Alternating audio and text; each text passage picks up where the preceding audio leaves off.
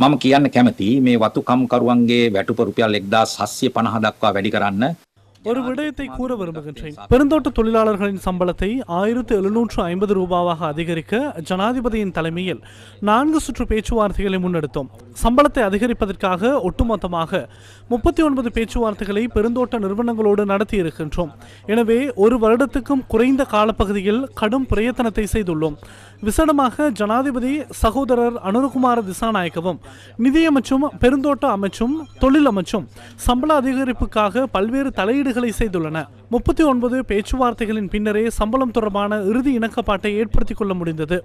1 லட்சம் பெருந்தோட்ட தொழிலாளர்கள் இருக்கின்றனர். 2024ஆம் ஆண்டே இறுதியாக சம்பளம் அதிகரிக்கப்பட்டது. அதன் பின்னரே தற்போது சம்பளம் அதிகரிக்கப்பட்டுள்ளது. ඊට පස්සේ තමයි මේ වැටුප වැඩි වෙන්නේ. அரசாங்கத்தினால் வழங்கப்படும் 200 ரூபாய் வருகைக்கான கொடுப்பனவை புதிய டிஜிட்டல் முறைக்கு அமைய வங்கிக் கணக்குகளில் வைப்பிலிட உள்ளதாகவும் அமைச்சர் இதன்போது தெரிவித்தார். දැන් එළඹෙන පෙබරවාරි 10 වෙනිදා எதிர்வரும் 10ஆம் திகதி பெருந்தோட்ட தொழிலாளர்களுக்கு அதிகரிக்கப்பட்ட சம்பளத்தை பெற்றுக் கொடுப்பதற்கான அனைத்து நடவடிக்கைகளும் எடுக்கப்பட்டுள்ளன.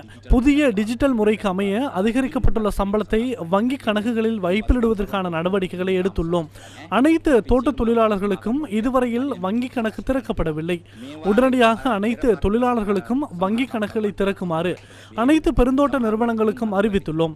இம்மாதம் சில சந்தர்ப்பங்களில் அனைத்து தொழிலாளர்களுக்கும் கையில் அதிகரிக்கப்பட்ட சம்பளம் கிடைக்கும்.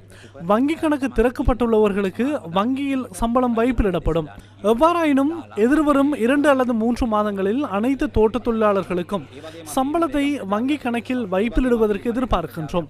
ஹட்டன் பிரகடனத்தில் வாக்குறுதி அளித்த ஏனைய வாக்குறுதிகளையும் படிப்படியாக பெற்றுக் கொடுப்பதற்கு அரசாங்கம் என்ற ரீதியில் நாம் தயாராக இருக்கின்றோம். දෙන්න රජයක් ඇටියට අපි සූදානම් කියන පණිවිඩය මේ මොහොතේ දෙන්න කැමතියි.